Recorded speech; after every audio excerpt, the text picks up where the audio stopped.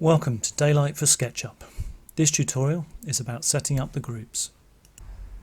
So in this tutorial we're going to be going through setting up the groups for a neighbour analysis. We're going to be setting up three groups.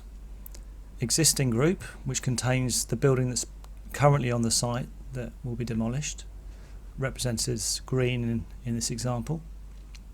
The proposed group, which is our blue building here with the logo on the top, and the surrounding group, which is basically all the other context, including the buildings that you're going to analyse as well.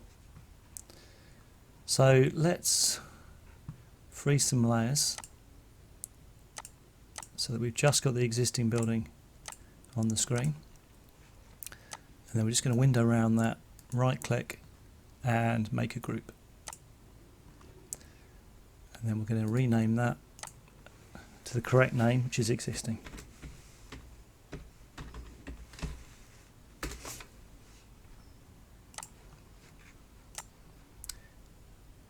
We're now going to turn on the proposed building and the window faces as well, and do the same with that.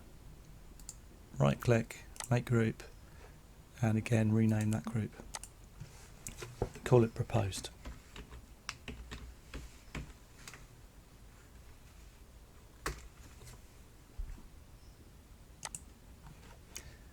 And then finally,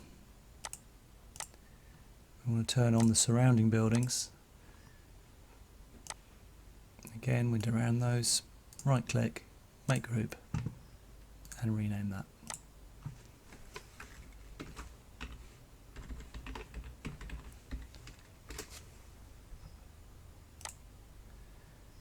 And that's it. So we have three groups: existing, proposed, and surrounding.